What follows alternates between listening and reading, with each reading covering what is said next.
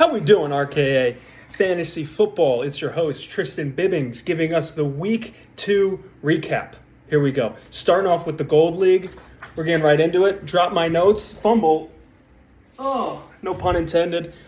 Changing the scenery around in Alec's offices now.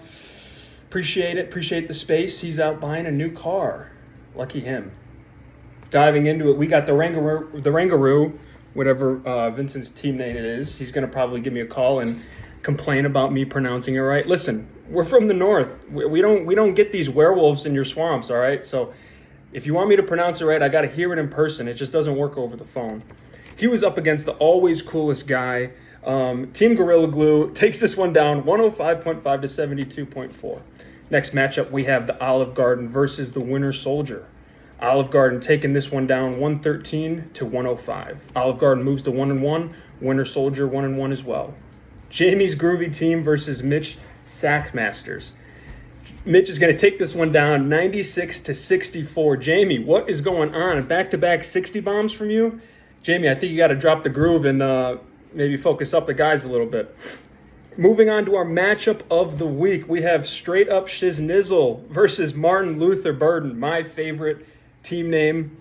Unfortunately, MLB is going down. It's going to be Shiznizzle 128.1 to 75.5. For our next matchup, we have the Goal Line Gangsters versus Going for the Dub. What else would you be going for? Going for the Dub takes this one 126 to 75. Goal Line Gangsters is fallen. For our last matchup in the Gold Week, we have my boss, Genty in a Bottle, versus Post Mahomes. I believe this is Team Ben. Both 1-0 teams. Genty in a Bottle is going to take this one down. Actually 0-1 teams. So that moves Genty in a Bottle to 1-1. And that's our Gold League. Moving on to the promising Silver League. Starting off with yours truly, Nico Suave versus Nighthawk. This is going to be the Great Wally. This was a great matchup between us two. I was actually out of it for the longest time. Monday night comes around, I'm on the road, checking box scores, and what do you know? I'm creeping back up. Baker Mayfield, keeping me alive. There was one point I actually took the lead back from Wally, and I had, I think, a 70% chance of winning. Open up the app after we drove, and I ended up losing by 2. 111.4 to 113.4. How that happened, I was in the lead. I thought I was going to win. And Wally started Houston's defense. At the time, they had only 1 point. And in the second half, Tampa Bay couldn't score, and they ended up with 4 sacks, giving them 7 points and edging out the win for Wally. Well done. For our next matchup is going to be Ryan Smith versus JJ Jesters. This is going to be Jeff versus our great Ryan. Ryan is going to be taking this down 116 to 88. Renee's Revenge versus KK Hawks. This is my matchup of the week of total, as this is the Peanut Butter and Jelly Bowl. Renee's Revenge takes this one down 124.7 to 113. Gosh, what a nail biter. I hope we see these two matched up in the playoffs. Next up, we have Air Allen versus Daniel's No Huddles hit list.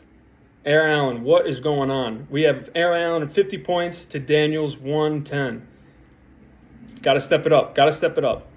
Next up, we have Sheep Shippa versus Thomas's Nifty Team.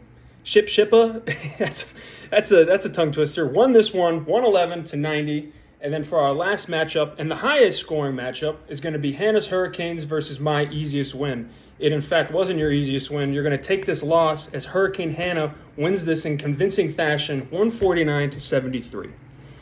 That's our matchups for the weeks. I'm excited. Later down the road, I'm going to be going into who's in the cut and who's in the promotions for the next leagues.